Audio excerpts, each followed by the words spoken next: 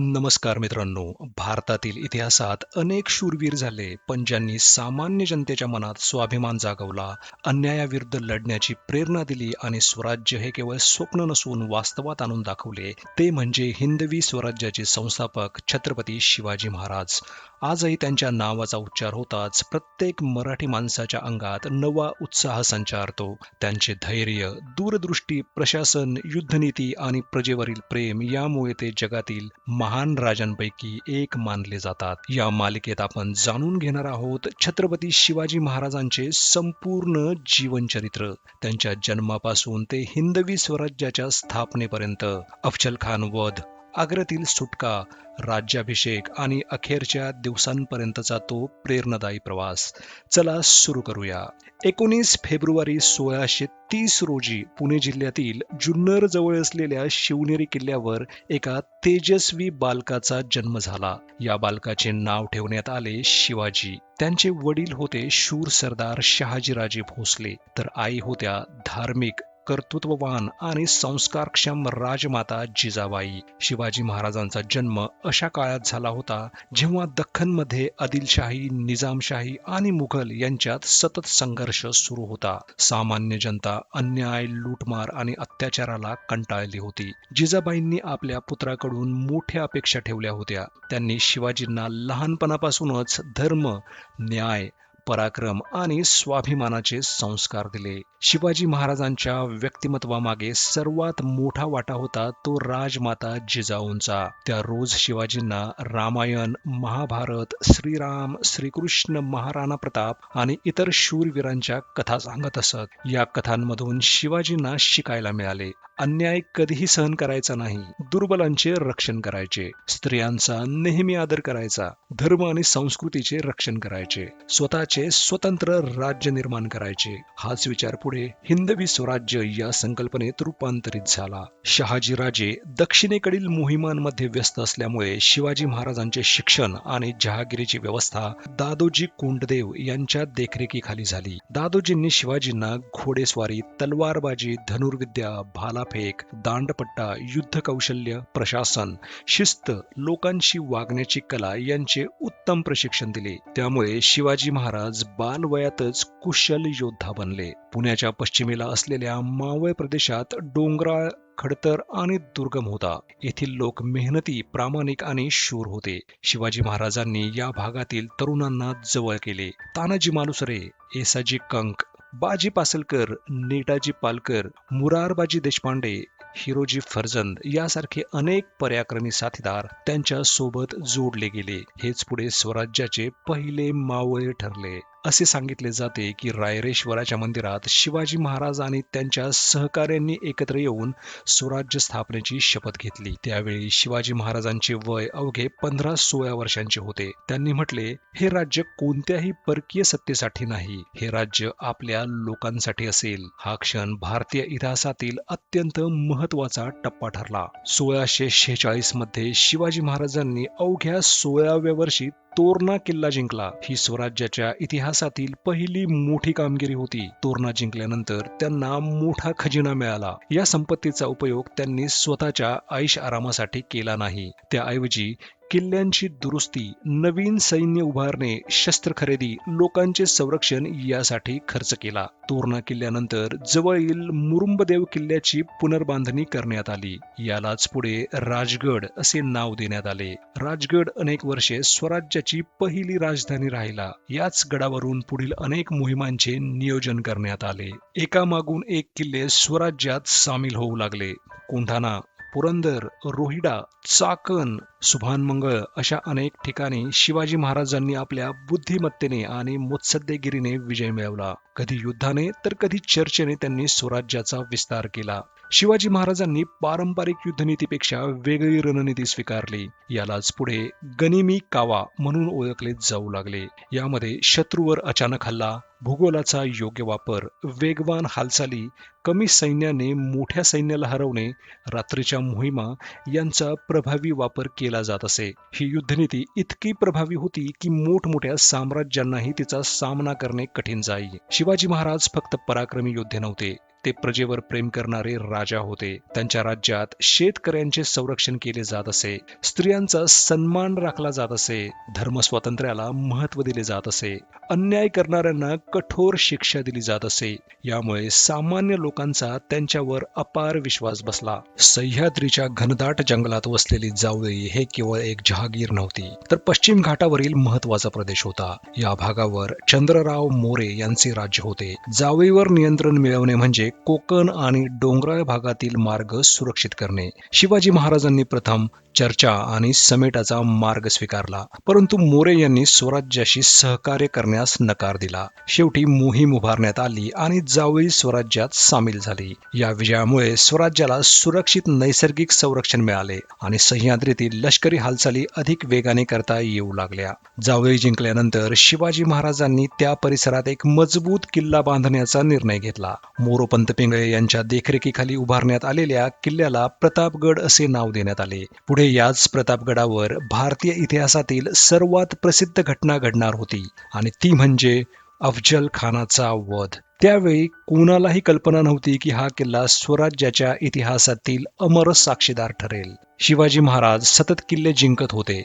अनेक सरदार स्वराज्यात सहभागी होत होते. त्यामुळे विजापूरच्या आदिलशहाला ही वाढलेली ताकद धोकादायक वाटू लागली. शिवाजी महाराजांचा कायमचा बंदोबस्त करण्यासाठी दरबारात चर्चा झाली आणि एक बलाढ्य, अनुभवी आणि क्रूर सेनापती निवडण्यात आला. त्याचं नाव होतं अफजल खान. अफजल खान हा उंच, बलवान आणि युद्धाचा मोठा अनुभव असलेला सरदार होता. त्याने यापूर्वी अनेक मोहिमा जिंकल्या होत्या. त्याला विश्वास होता की शिवाजी महाराजांचा पराभव करणे त्याच्यासाठी सोपे असेल. इसवी सन 1659 मध्ये अफजल खान मोठ्या सैन्यासह स्वराज्याकडे निघाला. त्याच्याकडे हजारो सैनिक, घोडदळ, हत्ती, तोफा आणि भरपूर रसद होती.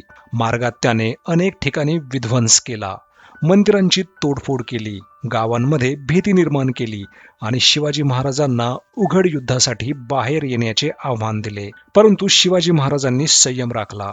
त्यांनी थेट मैदानावर युद्ध करण्याऐवजी योग्य वेळ आणि योग्य ठिकाण निवडण्याचा निर्णय घेतला. हीच त्यांची दूरदृष्टी होती.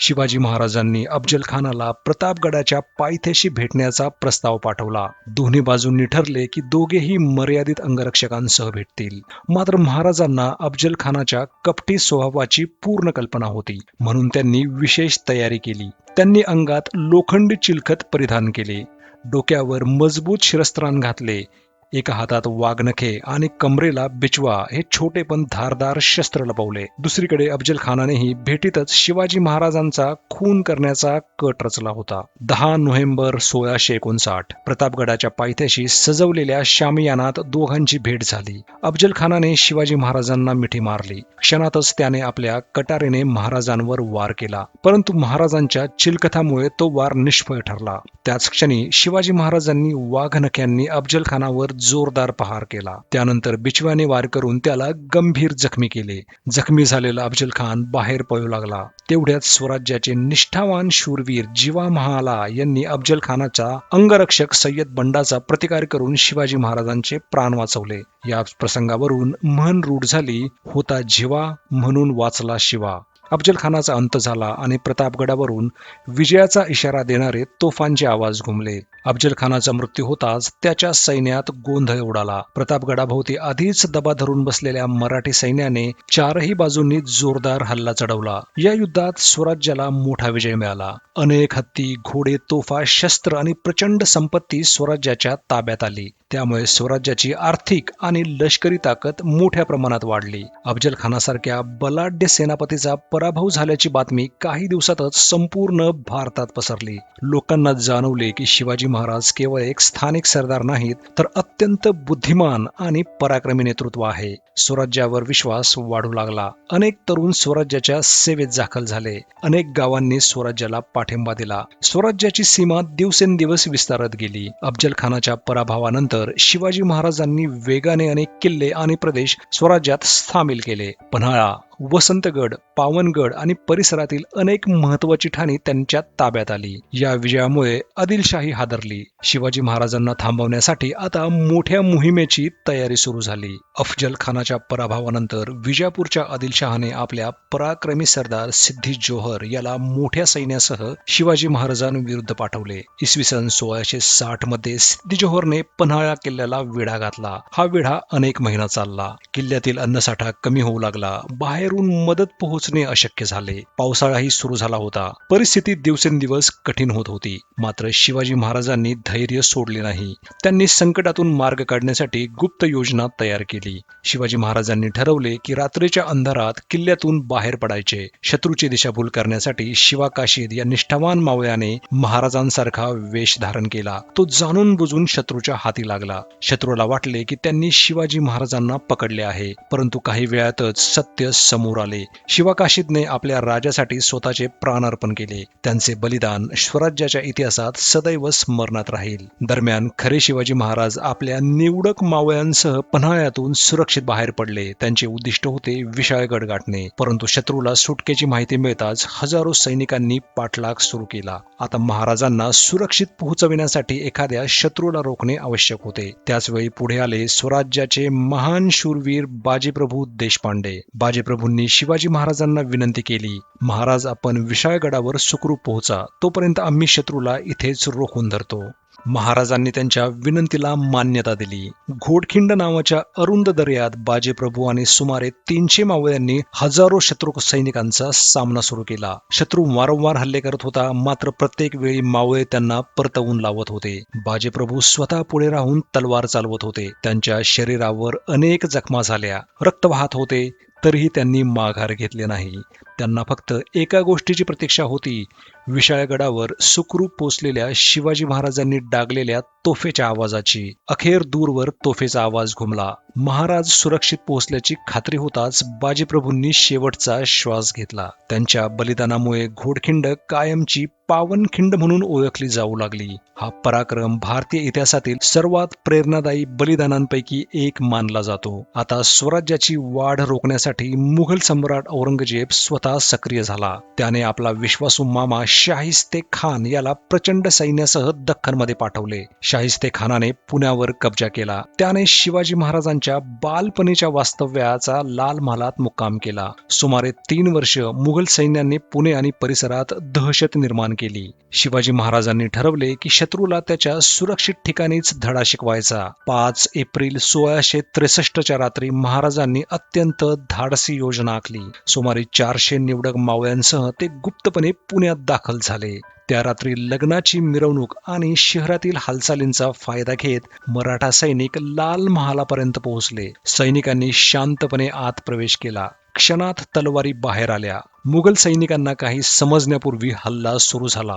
गोंधळ उडाला. शाहिस्ते खान पळण्याचा प्रयत्न करत असताना शिवाजी महाराजांच्या तलवारीच्या प्रहारात त्याच्या हाताची 3 बोटे तुटली. तो कसाबसा जीव वाचवून पळून गेला. मराठा सैन्य सुरक्षितपणे बाहेर पडले. लाल महालातील या हल्ल्यामुळे औरंगजेबाची मोठी प्रतिष्ठा धुळीस मिळाली. हजारो सैनिकांच्या संरक्षणात राहणाऱ्या शाहिस्ते खानावर थेट हल्ला होणे हे मुघल साम्राज्यासाठी मोठे अपयश होते. औरंगजेब संतापला. शाहिस्ते खानाला दख्खनमधून हटवून बंगालला पाठवण्यात आले. या घटनेमुळे शिवाजी महाराजांच्या धाडसाची कीर्ती संपूर्ण भारतात आणखी वाढली. मुघलांनी स्वराज्यावर वारंवार हल्ले केले होते. त्यांना आर्थिक उत्तर देण्यासाठी शिवाजी महाराजांनी इसवी सन 1664 मध्ये सुरत या श्रीमंत व्यापारी शहरावर मोहीम काढली. महाराजांनी सामान्य जनतेला कोणताही त्रास होऊ दिला नाही. स्त्रिया, गरीब नागरिक, धार्मिक स्थळे आणि निरपराध लोक यांचे संरक्षण करण्याचे स्पष्ट आदेश दिले. फक्त मुघलांच्या संपत्तीवर आणि श्रीमंत व्यापाऱ्यांच्या मालावर नियंत्रण मिळवण्यात आले. या मोहिमेतून मिळालेल्या संपत्तीचा उपयोग स्वराज्याचे किल्ले, सैन्य, आरमार आणि प्रशासन अधिक मजबूत करण्यासाठी करण्यात आला. इसवी सन 1665 मध्ये मिर्झा राजा जयसिंग मोठ्या सैन्यासह स्वराज्यावर चालून आला. जयसिंग हा केवळ शूर योद्धाच नव्हता, तर एक उत्कृष्ट रणनीतिकारही होता. त्याने थेट थेट युद्ध करण्याऐवजी स्वराज्याच्या किल्ल्यांना वेढा घालण्याची योजना आखली. त्याचा विश्वासू सेनापती दिलेर खान याने पुरंदर किल्ल्यावर जोरदार आक्रमण केले. पुरंदर किल्ला हा स्वराज्याचा अत्यंत महत्वाचा दुर्ग होता. या किल्ल्याचे संरक्षण स्वराज्याचे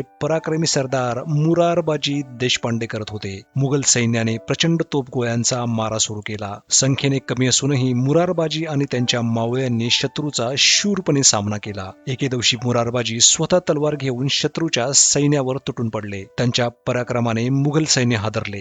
दिलेर खानाने त्यांना मुघल सेनेत मोठे पद देण्याचा प्रस्ताव दिला, परंतु मुरारबाजींनी तो स्पष्ट शब्दात नाकारला. स्वराज्यासाठी मरण पत्करीन, पण परकीयांची चाकरी करणार नाही, असे म्हणत त्यांनी शेवटच्या श्वासापर्यंत लढा दिला. त्यांचे बलिदान स्वराज्याच्या इतिहासातील सुवर्ण अध्याय ठरले. सततच्या युद्धामुळे स्वराज्यावर मोठा ताण पडत होता. प्रजेचे नुकसान टाळण्यासाठी आणि भविष्यातील संधी लक्षात घेऊन शिवाजी महाराजांनी मुत्सद्दीपणाने निर्णय घेतला. 11 जून 1665 रोजी पुरंदरचा तह झाला. या तहानुसार काही किल्ले मुघलांकडे देण्यात आले, तर काही किल्ले शिवाजी महाराजांकडे राहिले. तसेच शिवाजी महाराजांचा पुत्र छत्रपती संभाजी महाराज यांना मुघल मनसबदारीत स्थान देण्याचेही ठरले. काहींना हा तह पराभवासारखा वाटू लागला, पण प्रत्यक्षात तो एक दूरदृष्टीचा निर्णय होता. शिवाजी महाराजांना माहित होते की योग्य वेळ आल्यावर स्वराज्य पुन्हा उभे राहील. तहानंतर मिर्झा राजा जयसिंग याने शिवाजी महाराजांना औरंगजेबाच्या दरबारात जाण्याचा सल्ला दिला. दीर्घ विचारांती महाराजांनी हा प्रस्ताव स्वीकारला.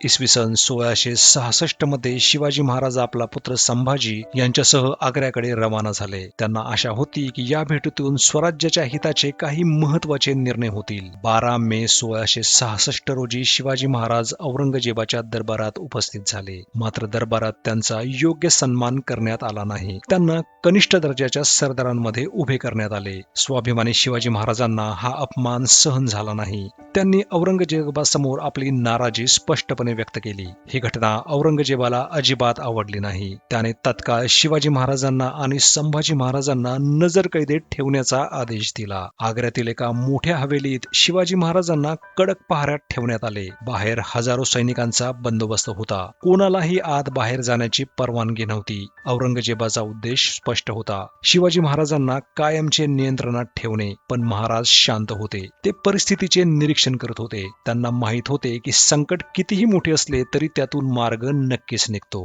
काही दिवसांनी शिवाजी महाराजांनी आजारी असल्याचे भासवायला सुरुवात केली. ते दररोज मंदिरे, साधू संत आणि गरिबांना मिठाई व फळांच्या मोठ्या टोपल्या पाठवू लागले. सुरुवातीला सैनिक प्रत्येक टोपलीची कसून तपासणी करत होते. मात्र काही दिवसांनी त्यांची सावधगिरी कमी झाली. याच संधीची महाराज वाट पाहत होते. 17 ऑगस्ट 1666 सुमारास शिवाजी महाराजांनी आपली योजना अंमलात आणली. मोठ्या मिठाईच्या टोपल्यातून ते आणि संभाजी महाराज गुप्तपणे बाहेर पडले. काही इतिहासकार या सुटकेच्या तपशिलांबाबत वेगवेगळी मते मांडतात, परंतु शिवाजी महाराजांनी मुघलांच्या कडक पहाऱ्यातून यशस्वीरित्या सुटका करून घेतली होती आणि सुरक्षितपणे दख्खनकडे परतले होते.